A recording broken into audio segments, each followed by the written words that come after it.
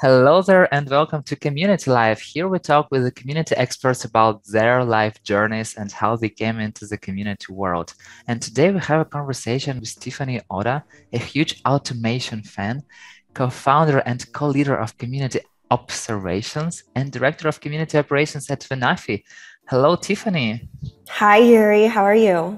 Yeah, I'm fine. How are you? Good, good. Thank you so much for having me on today. Yay! And the first Yay! question. So, Alaska.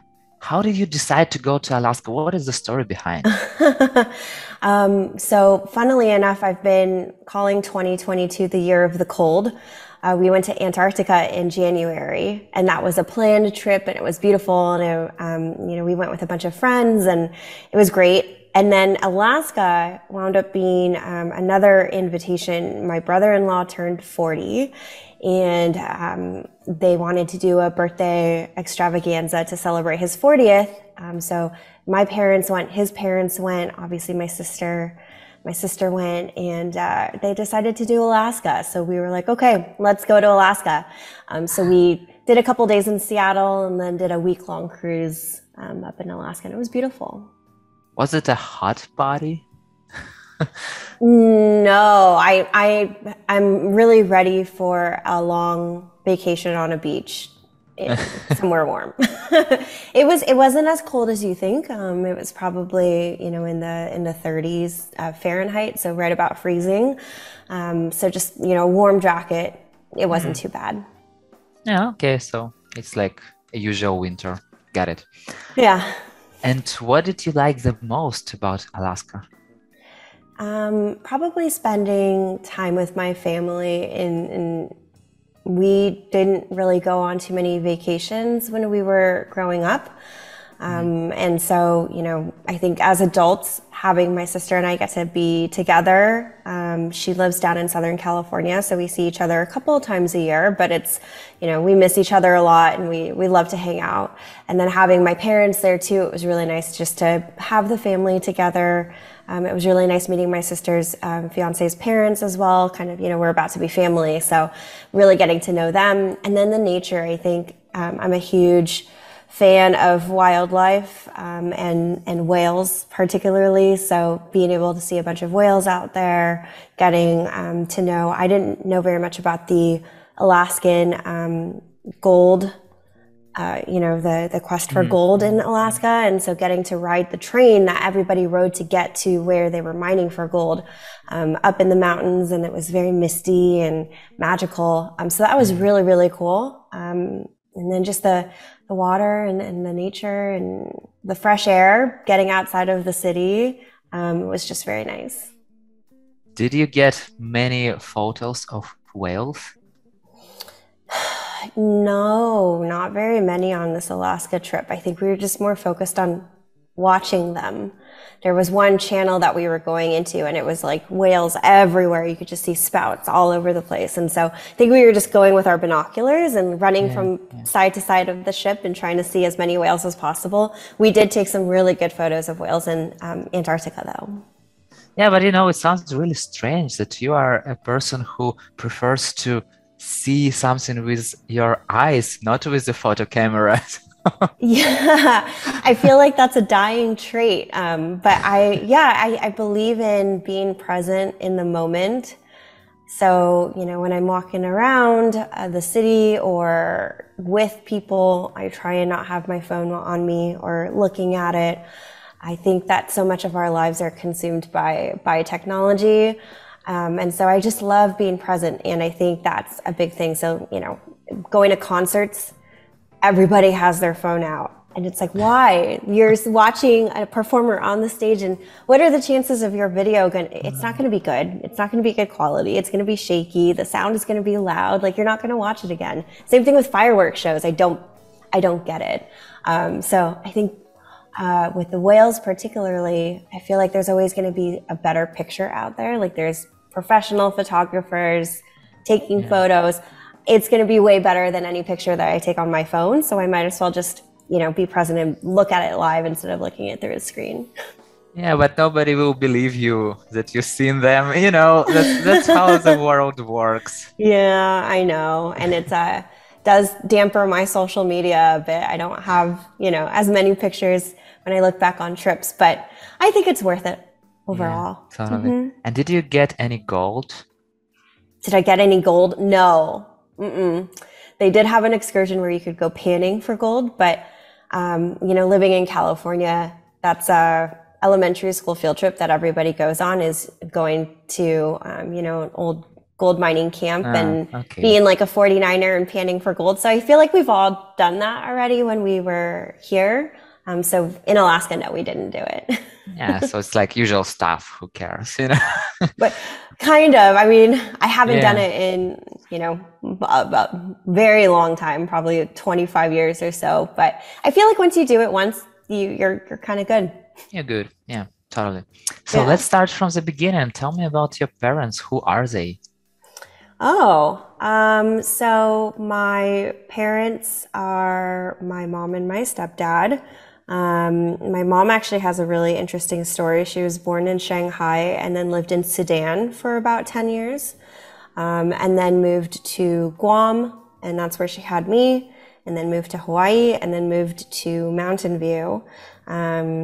She was kind of a single parent. Like, my biological father wasn't really around too much, was working a lot, and when they divorced, she was completely independent. She had like $0 in her pocket. My dad controlled all the finances, and then she, made the decision to try and get a better life, and brought my sister and I with her. And then she met my stepfather, or would-be stepfather. And they're great. They live in the Bay Area as well. They're about 40 minutes south of me, and I see them pretty frequently. My mom is also in community. Community's been a big part of her life. So she works with the city. She used to do this emergency preparedness community within the city that we lived in, and would host community events, do educational sessions on what to do in the event of a fire or an earthquake, do these like big practice drills that brought like the police department and the fire department and all these different neighborhoods together. So she's been really involved in the community space for a while. She volunteers at like soup kitchens and elderly centers, and really just tries to leave the community better than she found it. So she's super involved, and it's I feel like I take after her. And she actually comes to a lot of my events too, and I'll just see her name and she'll have her camera off, but I'll see her and I'll be like, I see you in this presentation I'm doing. So it's really fun. Yeah, and so is your love for the community from her? So like were you growing up thinking like, I will be in the community world? I didn't grow up thinking I was going to be in the community world, actually. I wanted to be a marine biologist when I grew up. So that was my love for whales, and dolphins has always been there. Unfortunately, I get very seasick. So that kind of limits your ability to be a marine biologist. Community wasn't really something I considered as a career until I was kind of in it, actually. I was always kind of in program management. I dabbled in customer success. I dabbled in marketing. And then I just discovered community through being a community member.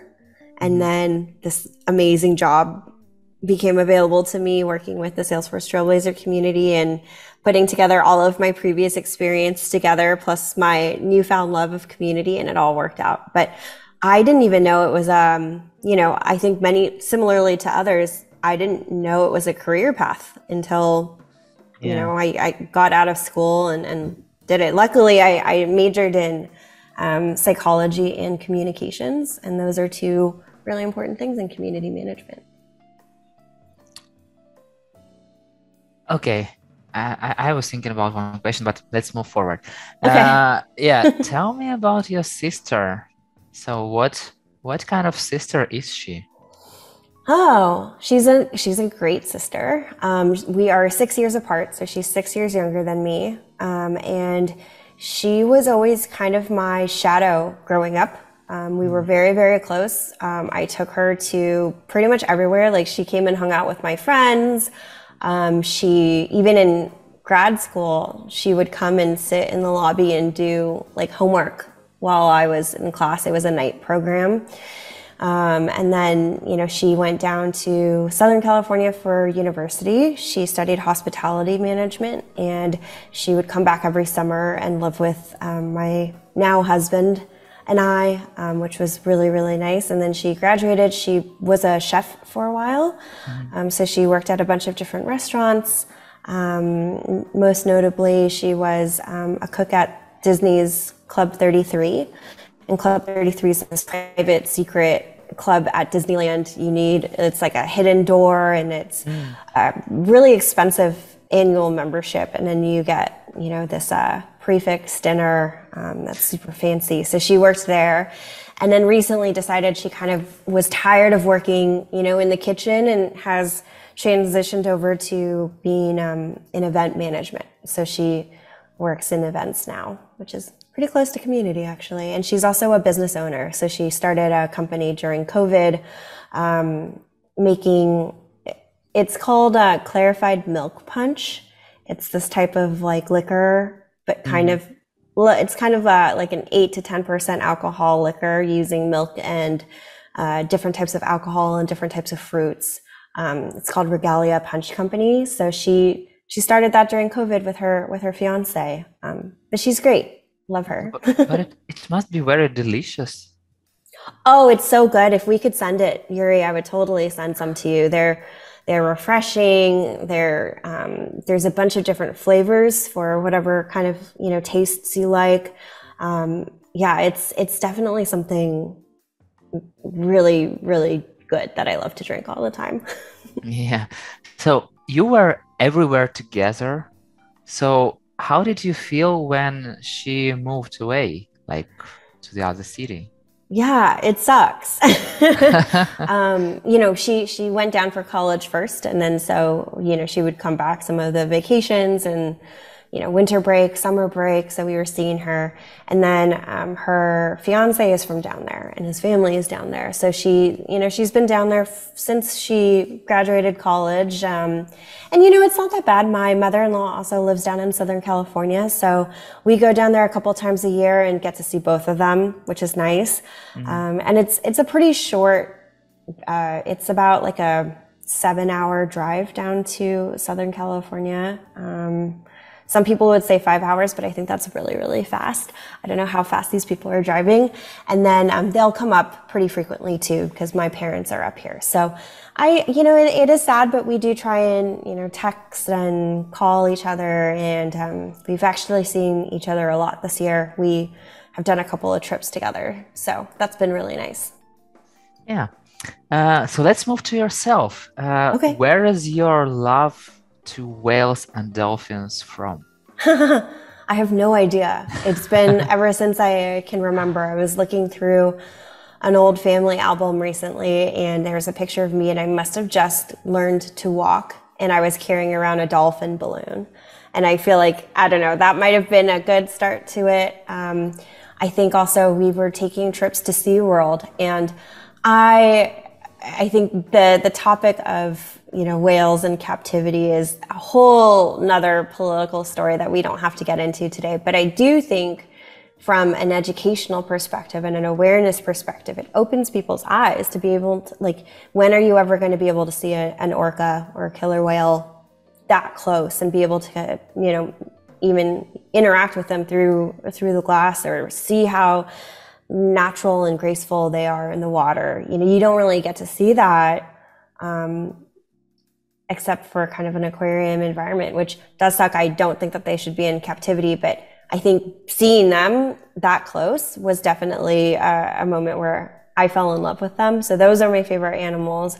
I also feel, so in Hawaii, there's this kind of aquarium, like kind of SeaWorld-ish thing. It's called Sea Life Park on Oahu. And growing up, we had family there, or I had family there, so I'd go there pretty frequently. And I remember one time we got a backstage pass walk through with some family friends who knew people who worked there, and we were in the dolphin encounter, and the dolphin like brought like a leaf and like brought it to me, and I kept that leaf for like a week. until my grandma threw it away thinking it was just garbage.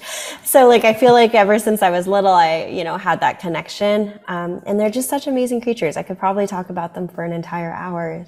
They're so intelligent. The different species are all like unique and amazing in their own way. And they're great creatures. What is one thing you learned from them? Adaptability is an interesting one. I mean, learned from them, I guess,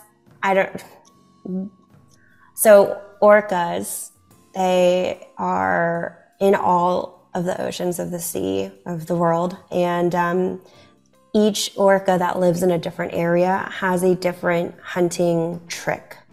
So there are these orcas that, they see a seal on the beach and they actually beach themselves to catch the seal in the water. They're on the sand and then they wiggle their way back out to the ocean. Or there's ones in like the Arctic regions that there's a seal on an iceberg and together, collectively, they will roll a wave so that the iceberg tips, dropping the seal into the water. And then there's like other ones that, just find them. There's a tactic that they do together. They're very like community oriented as well and family oriented, which is pretty cool. And they'll, pretty much bombard these fish and slap them with the tails, stun the fish, and then everybody can, eat it together. So like there's so many different ways that they hunt throughout the world. And so they take what they're given and they adapt to it. And then there's also that community element of there's a matriarch in the pod and the matriarch teaches the young ones how to hunt with their ways and, continues that circle of life. It's all really cool. Wow, it's really amazing. I've never heard about that. And it's really interesting. I have this crazy question in my head. What will happen if orcas from different seas will meet? Who will teach who? Yeah, that's a great question. Yeah, but I guess we never know the answer. So yeah, maybe some scientists will do some, some challenges for them. But okay, so yeah, I don't know. And I think with climate change, I mean, who knows? Maybe they will start meeting a little bit more. I'm not sure if that's a good thing, but. Yeah, and I know they also have different dialects, just like we speak different languages. Different whales from different regions, their accents are different, and they speak different dialects from whales of the same species in other regions, which is just very cool. They have all these different little populations and different cultures and different languages. Yeah, it's really interesting. And you told me that you remember yourself on this old picture standing with the dolphin balloon. So tell me, from what age do you remember yourself? I think scientifically they say you don't actually start forming memories until later than you think. I know like some people are like, oh, I remember when I was 3, and I don't think I remember that. I think I just remember key moments maybe from photographs. We don't have any family videos anymore. They were actually lost in the divorce. They're somewhere on an island in the Pacific somewhere. And so I don't have those, but I have a couple of like key childhood photos, and you kind of remember from that. And then the storytelling. So, my grandma just celebrated her birthday and we went out there, and that's when we were looking at the books, and she also started telling stories. So I think a lot of it is that storytelling. I don't think I remember too much actually from my childhood. Just key things. Like I remember my friends and I remember my teachers and I remember certain projects that I did at school. And I remember playing games like by myself in my room before my sister was born. So like kind of things like that, but I can't give you a specific age, I don't think. What is the first memory of your childhood that comes to your mind right now? I had this, so my biological father, he owned a video rental store. He rented out VHS tapes of, all the movies. And he had this cash register. And it wasn't like the old school cash register with the like buttons. It like clicked and it was electrical, but it wasn't computer yet. And it had a cash drawer because everyone paid with cash back then. And then when he upgraded to like a computer, I got that cash register and I played with it for hours. I had Monopoly money and coins. And I just I loved it. I loved pushing the buttons. I loved just pretending to be like a cashier. And so that was probably a good pivotal memory of just my general memory of my childhood is just being in my room playing with that cash register. I sold everything in my room. To who? Just imaginary people. Yeah, I totally understand you. I used to play some tennis tournament, like ping pong tournaments with myself in my room. So I was playing with the wall. It was really very fun. I have those tournaments tables, and there were teams, different countries. So it was really crazy. Wow. Yeah. Oh, well, it's a shame we don't live next to each other. You could have been my customer and I could have played ping pong with you. You never know. You never know what might happen in the future. So everything possible in the future. So. Yeah. Maybe we'll be like the whales that come together. Who knows? So once you tweeted that your weekend highlight was going to a Star Wars burlesque show. So what impressed you the most in Empire Strikes Back? That's a really funny question, Yuri. Okay, so just to provide a little bit of context, this is a traveling parody show of Star Wars. And it's, called Empire Strikes Back. And there's just essentially these a dozen or so numbers from various either scenes or characters from Star Wars in a burlesque fashion.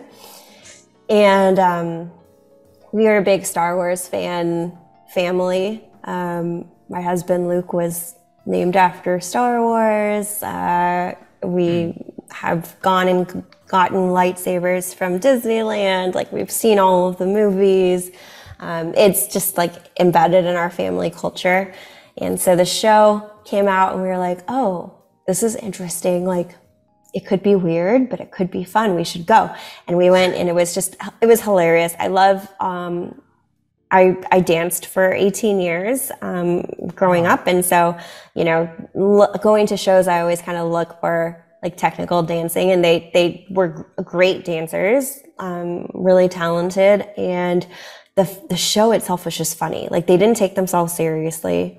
They were able to laugh and, they weren't trying to be too sexy. It was a fun burlesque show. Yeah. And so all the numbers were really unique, and it was interactive, and it was a ton of fun. Very unique experience. But if anyone sees it in their local areas, because I know it's an internationally traveling show as well, I would definitely recommend going.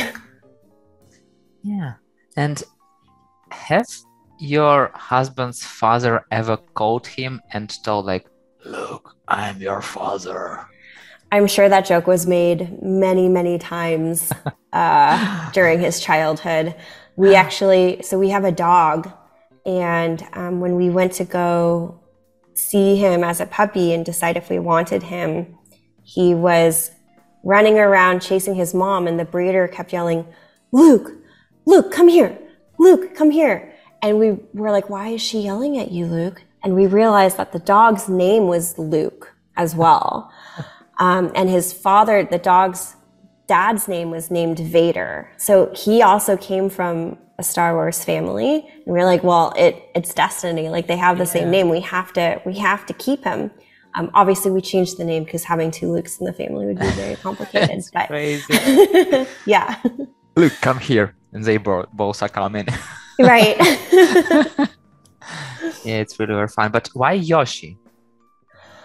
So my husband is half Japanese, and we both really loved the Mario Brothers games, the Nintendo Mario Brothers games. Thought Yoshi was the cutest character in that. And my husband's middle name is Yoshito. And so we were like, that would be fitting because it'd be named after human Luke, my husband Luke, and an homage to his Japanese heritage, and also just a cute Mario Brothers character. Yeah. Okay, so once you wrote on LinkedIn that one of my professional values is to be 10% uncomfortable. So how do you feel that it's only 10%, not, for example, 40% or 50%? Yeah. I feel like you need a little bit of sanity in your life. And if you are 40 to 50% uncomfortable at all times, I mean, I think we've all been there, right? Like starting a new job or starting a new profession, if you're switching kind of roles, or any, recent, young person just out of school in their first jobs ever, or when you get a new manager, you have, I think, that higher level of discomfort. But if you've been in your job for a little while, or you start to feel a little bit comfortable, or you have that really good relationship with your manager, I feel like it's really easy to fall into that, like, oh, I've got my rhythm going. I've been doing this job for 10 years. I know the ins and outs of it. And it's really easy to kind of fall into that complacency. So I like to at least give myself that 10%. Of course, with new projects and new challenges and things like that, it could definitely up and down, but I feel like 10% is the very minimum of the discomfort that you should have. And how do you feel that you are in the comfort zone? For me right now? In general, so I think right now I'm actually doing things that are much more outside of my comfort zone. So recently I presented at the Gainsight Pulse conference, and that was really outside of my comfort zone. It was talking about customer success operations and community operations and how they intertwine. And it was to an audience of like customer success people. And so that was really outside of my comfort zone. Also, it was the first in-person conference that I'd spoken at for a long time. And so that was definitely out of my comfort zone. I'm also hosting a workshop at CMX Summit in a couple of weeks. And I've never hosted a workshop before. It's 2.5 hours. And I'm like, how am I going to spend 2.5 hours entertaining and making sure people are learning the entire time? Even just things like, the workshop time. Is 20 minutes for a workshop time going to be too long? Are people going to be bored? Is it going to be too short? And so there's a lot of uncomfort in that. And then even for work, at Venafi, we are doing some really cool things for, we call it a community value project. And it's essentially bringing together cross-functional metrics aligned with community metrics to show value that the community brings across the organization. And it's like kind of uncharted territory. So that's really exciting. I feel like I'm doing a lot out of my comfort zone right now. I don't know what percent I'm at. And how do you deal with heart palpitations? Oh gosh. I sweat. And I stress out, but mostly I kind of just put things in perspective. I also have a pump up video that I really like watching. I watch it before every session that I do. I actually just recently shared it with Holly Firestone before her session that she did at Pulse as well. And I think that just like the self-motivating talk is really big for me. What is that video? What is it all about? It is not really safe for work. There are some swear words in it, but essentially it's this lady sitting in her car and it's a selfie video, and she says, and she's just like yelling motivations at you. So she's like, you are a mother, like, and then boss, like you can do anything you put your mind to. And it's like the best, like get to it. Yeah, you can do it video. Yeah, I'll share the link with you after. It's amazing. You definitely share a link with me, because sometimes people like go with some pump up song, and you're going with this video. It's really great. And yeah, is it easier for you to admit that you don't know something? Absolutely. So actually talking about my personal professional values a little bit more, 10% uncomfortable is one. And then also humility is another one. So I think everybody, I don't care who you are, you have something that you can learn from someone. You don't know everything. It's impossible to know everything. And so I think understanding your not even limitations, but like understanding what your experience is and where you still have to grow, and always be open to learning opportunities. I think if you close yourself off, you limit yourself. You don't know what else is out there, and you're kind of stuck at that level without getting to the next level, because you can't get to the next level without learning.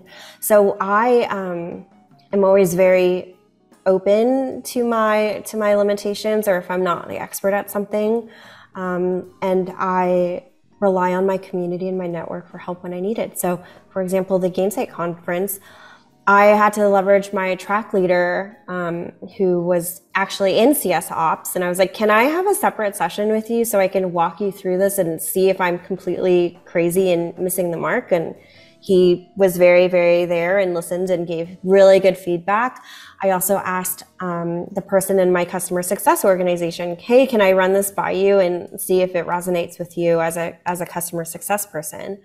And then same thing when I'm hosting my workshop in a couple of weeks. It's a spoiler alert for anyone who's coming, but I'm going to preface it with like, I've never run a workshop before. So time is going to be a little fluid. If we need to speed up, let me know. If we need to slow down, let me know, but we're in this together, and, thanks for bearing with me. So I think it's good to acknowledge that. But at the same time, I also am a firm believer in fake it till you make it. So like, you try, like you don't say, I can't do it, or I don't know, and that's it. You say, yes, I can do that, and I'm going to have to learn along the way.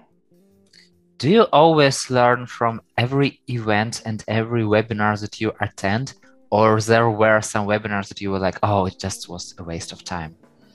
I think there are definitely some webinars that I take a little bit less from, depending on the content, really. I mean, some things may not be necessarily applicable to me. I think in the community space, a lot of the webinars are focused around engagement and a little bit of like the building out and organizing the team, and to a little bit of an extent like products and things like that. But a lot of times what my interest is like that very nitty gritty operational stuff. So like you mentioned earlier, the automations, learning all of the different platforms and the tools in the space, really looking deep into metrics and analytics and reporting and things like that. So sometimes it's a little bit less useful, but it's always really nice getting to see the presenters and the attendees and how they interact with one another, and really just getting to know everybody. So I would say in that regard, every webinar or every event that I attend, I do take valuable things away, even if it's just networking and getting to meet people. Yeah. Talking about automation, what do you think can't be automated?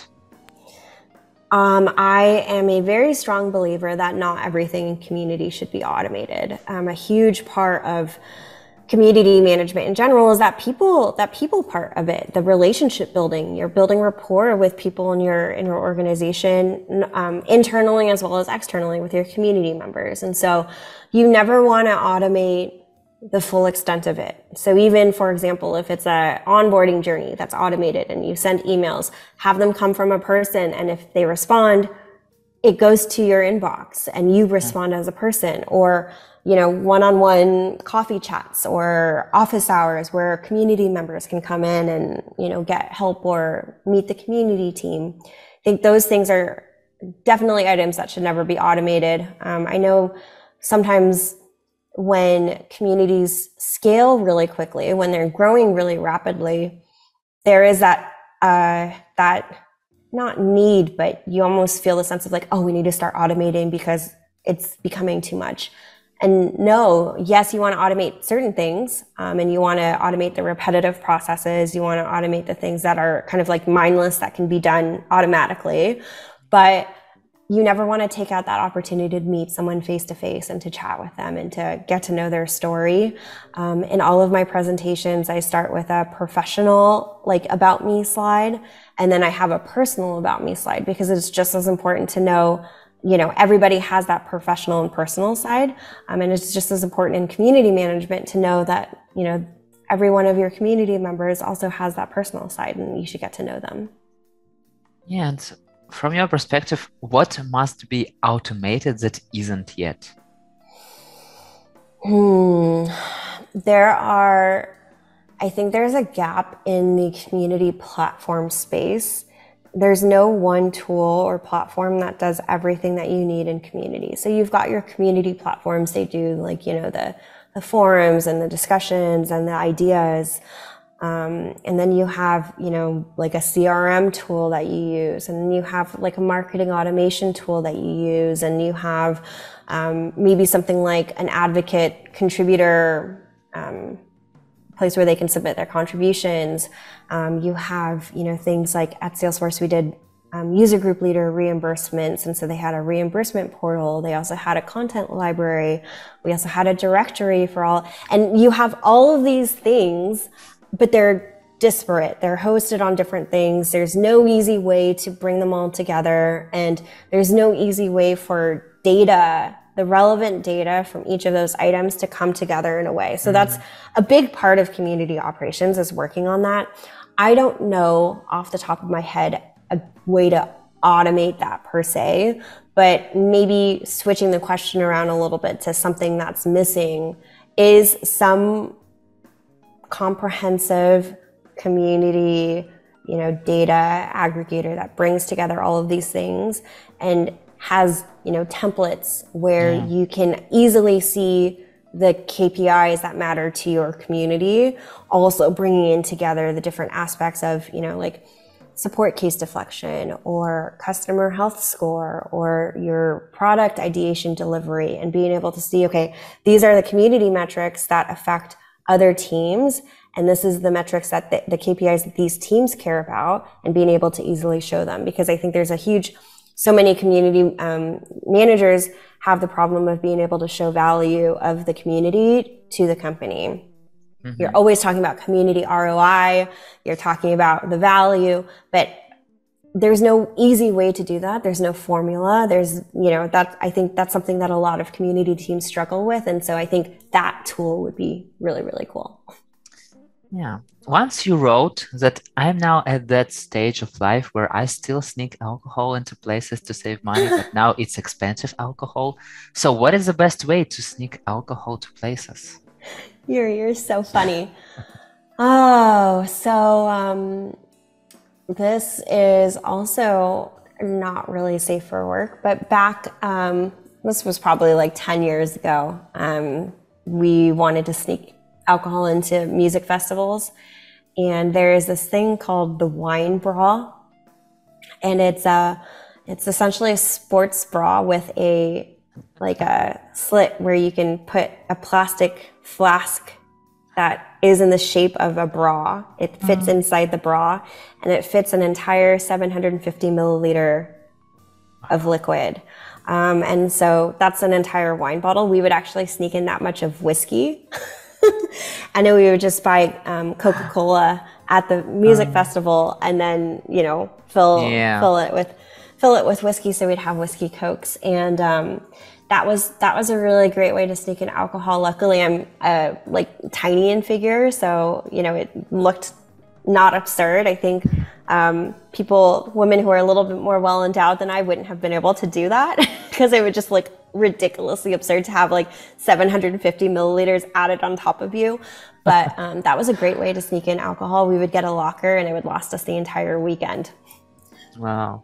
It's really great tip. Not for men for sure, but yeah, it works. And then now we have plastic flasks. They're just essentially plastic bags with a little twist top on top, and so you could fill that, and then it's not flagged by the metal detectors when you enter venues, and that men can use. They can just put it in their pockets, and it doesn't ring any bells when you go through security.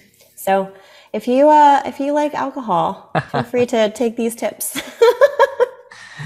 It's really very fun. And you also, one of your tweets opened my eyes, like Shift plus Escape will clear all unread Slack messages in Oh my workspace. gosh. Mm-hmm. It's like a lifesaver, I would say, not times, what lifesaver. So what hotkeys combination do you use on a daily basis? That's definitely one of them. I love the Shift Escape for clearing out Slack notifications. I'm in so many different workspaces, and a lot of them, the content's not necessarily super relevant. So I go and check all the main channels that I go through, look at my direct messages, look at the threads that I'm tagged in, and then after that, I shift escape and I clear everything out. I also, let's see, I use Command W a lot, which is a pretty basic one to close windows or to minimize windows, just to clear my screen. What else? I don't know. I use a lot of the Gmail inbox shortcuts, like K for archive, C for compose, things like that. But yeah, I mean, there's a lot of little ones throughout. There's a bunch of Trello keyboard shortcuts as well that I really love using. I'll have to think about that. I feel like it's just in my brain now and I just do it automatically. But the Shift Escape one was clutch. I'm so happy I found that in my life. And do you have that Coral Reef spacebar? I ended up buying it. Yes. It will take a while to get here, so I don't have it with me yet, but I did order it. Okay, so I believe we will see it when you will have it. I will be sure to post pictures. This was definitely a treat yourself purchase. So what was the best use case for your binoculars, except for Antarctica, Alaska, and watching the guy climb the Salesforce Tower? You just hit the 3 that I've used them for. Okay, so yeah. I believe that watching the guy was the best use case.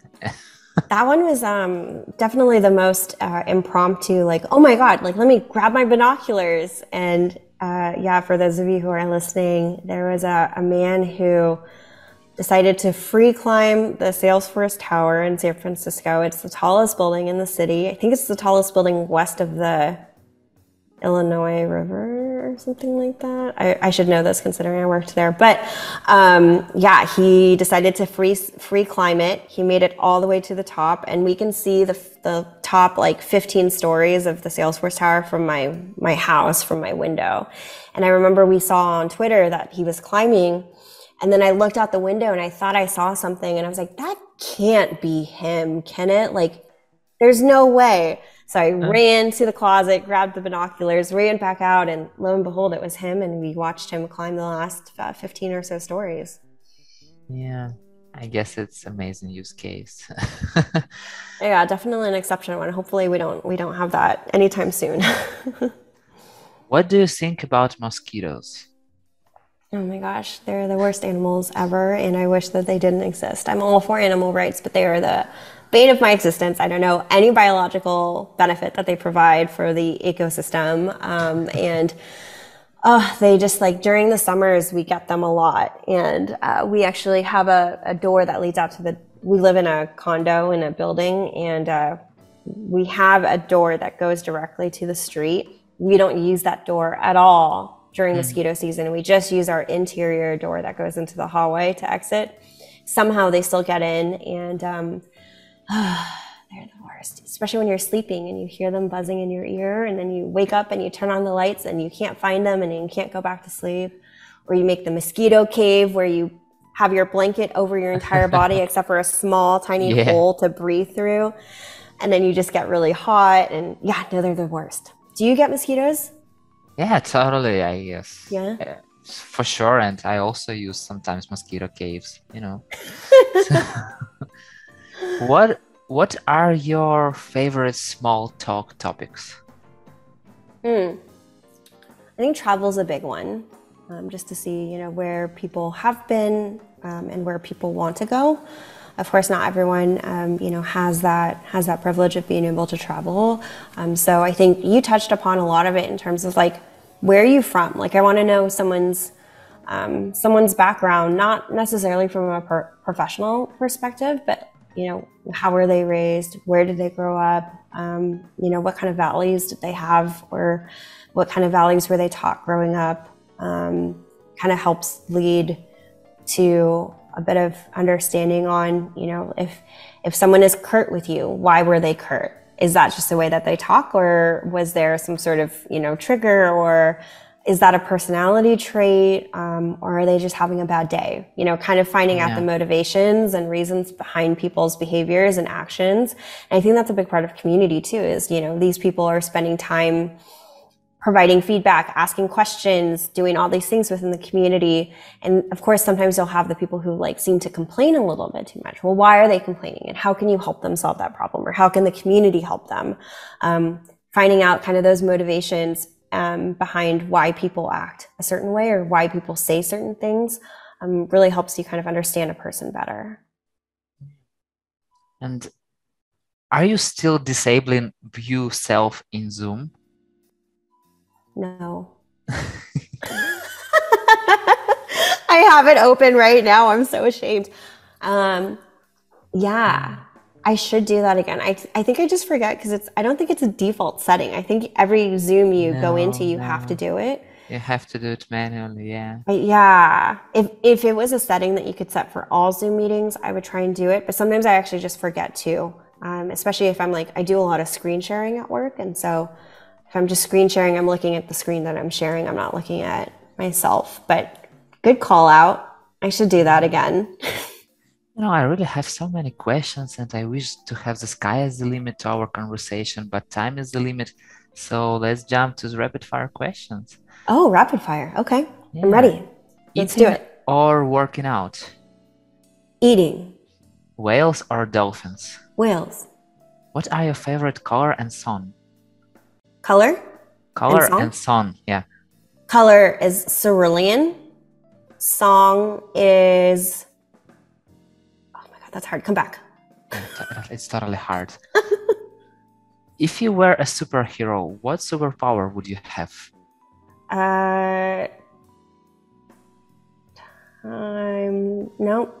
Flying. I was going to say time travel, but flying would be cool too. Or teleportation. You save the commute time. Yeah. If you can teleport instead of fly. Mm-hmm. Favorite song is Dancing in the Moonlight. Do you know that song? Yeah, it's from the movie. I saw it in the movie in one of. Which movie? I don't remember how it's called, but it was some story with a girl and a boy and dancing in the moonlight. Yeah, everybody. That's it. Yeah. Mm-hmm. Who do you learn from in the community world? Name one person. Holly Firestone. It has to be her. Mm-hmm. She's been with me since day one, and I wouldn't be where I am without her. So. Name Absolutely. 2 people whose community life journey you are happy to hear about. Number 1 is Stephanie Nakano. She was formerly at Zapier. There was some organizational shift there, then went to Coda and had a pretty difficult time at Coda, and then found herself at Salesforce. And I am just so happy for her. I think Salesforce is an amazing organization to be a part of. I think she's doing really good work. She gets to dabble more in the community space, which I didn't think she had bandwidth to do before. And so, she's speaking at more events and participating more within the community space, and I love to see it. So that's number 1. And number 2, I think, would be Brittany Coachera. She is an amazing human being, and also kind of just, had some struggles with, finding her place at work. And I think now she's, okay, this sounds really weird, but now she's also at Salesforce, different teams, and they're both on different teams than the one that I was on. But I think, continuing to find that journey, especially in community operations, there's no set roles for people. So it's, really unique when you get to find one and kind of carve your own path and get to be operational. I would love to ask you so many questions, so get ready for volume 2. We will definitely shoot it. Please do. I would love to. Because it was half of my questions I only asked you. So we need one more, I guess 2 more hours at least. So Maybe I get talk too ready for much. it. And you talk amazingly, like right exactly how it have to be. So it's totally cool. Thank you very Great. much for being so open, for telling so much great things about you. And it's it's so great to get to know you better. You too. So thank you very much for being so open. And I I can't wait to meet you in person. Like would be amazing. And I believe one day we will definitely meet. I think so. So and yeah, and by that time, meet you and I will see you in the community world. So thank you very much for being today and have an amazing day. See you later. Thanks, Bye. Yuri. Bye.